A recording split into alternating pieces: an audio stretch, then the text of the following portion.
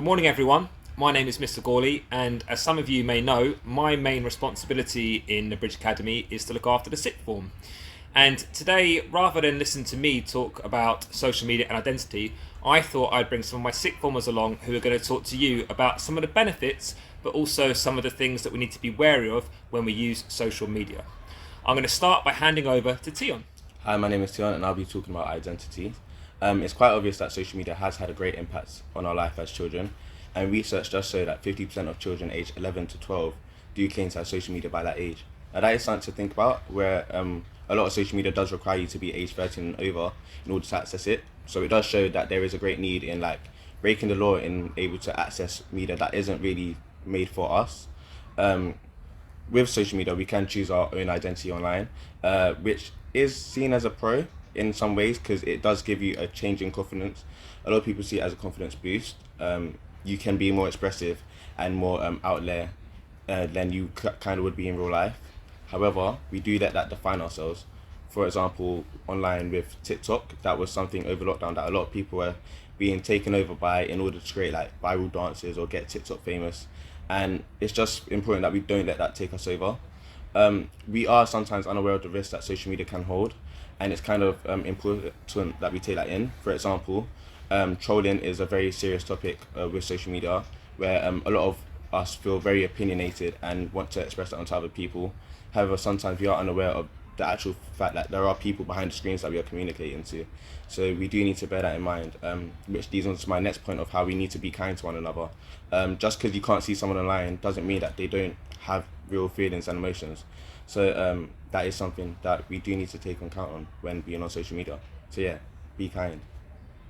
Thank you. I will now be passing on to Marvin, who'll be talking about communication. Adding on from what Tion said, I'll be talking about communication and how we should hold ourselves to better standards when communicating online. Social media creates a comfort zone for people to communicate, which means that you don't have the pressure of worrying about your appearance affecting the conversations that you have. However, this can be problematic because people use anonymity as an excuse to be verbally disrespectful to others online. Most of the time, in fact, many internet trolls who use profanity on users online usually have two personas. In real life, they tend to be more reserved, and online, they tend to be aggressive to others online. So now I want you guys to have a discussion about how we can protect each other online. Hope that was an interesting discussion. I'm Tyler and I'm going to be talking about body image. So I'm going to start off by saying that I do personally believe that social media has had a major part in influencing society into thinking that there is a specific beauty standard that everyone has to fit into. And I just think it's really important to know that what you're seeing online isn't entirely true or real, and you're most likely just scrolling through really edited, posed or photoshopped images. And it's really common, so I'm going to show you a couple examples, but before I do that, this is an opportunity to speak to your partner or anyone to discuss about how often you think that you see photoshopped pictures online.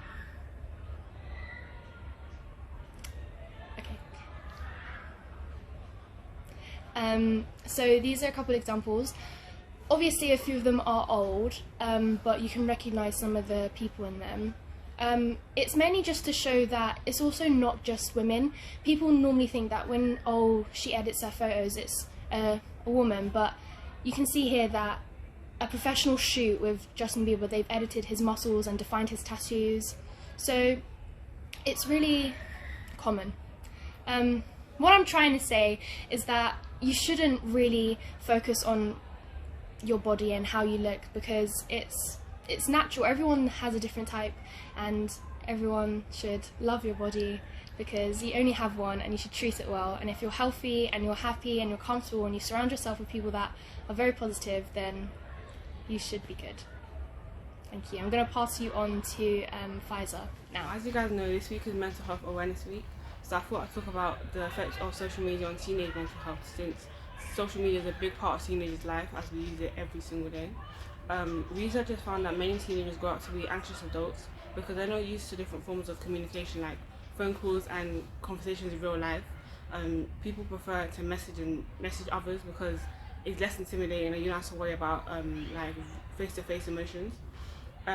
It's also been found that so much time on social media makes teenagers become sleep deprived, and this leads to moodiness, a drop in grades, overeating and a bunch of other mental health issues. It's also been found that girls are more negatively affected by social media than boys. Girls tend to be more vulnerable on social media to things like bullying and low self-esteem because they're socialized to compare themselves to others. So this means that we go on social media to compare themselves to models and influencers that just don't look anything like they do in real life, referring to Tyler's point. Girls in particular spend so much time looking at filtered and photoshopped pictures of celebrities and comparing themselves to these perfect images that it causes them to feel inferior, and this causes low self-esteem and negative body image. So what I want to try and say is you should try not to compare yourself to others when you're on social media, because you have to remember that social media is basically fake and what you're looking at is just not real. As a discussion question, you should ask, I think you guys should ask what you can do to make sure social media has a positive rather than a negative impact on your life. And now I'm going to pass on to Oradi. Taking into consideration of what everyone else has said, I'd like to close off by speaking about how social media can affect your future.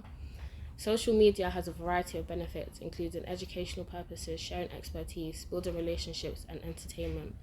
Although it can be temporarily pleasing, if used incorrectly, it can have negative consequences.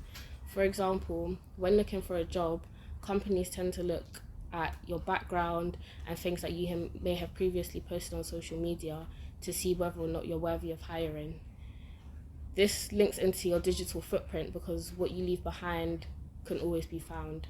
Thank you very much, Aradi, for highlighting the importance of being aware of our digital footprints. And thank you to all of my sixth formers who gave such wonderfully eloquent explanations about some of the real benefits of social media. And it is, let's face it, a wonderful thing in lots of ways, a really important way for us to connect and communicate with other people, but also highlighting the fact that we need to be aware of each other and be aware of the fact that even though we are using social media and we might not be able to see the people that we're talking to, we have to remember to always be kind. And on this week, more than any other Mental Health Awareness Week, it is so important to really take that message away that even if you are using social media, be kind to each other and be aware of each other. Thank you very much for listening. Have a great day.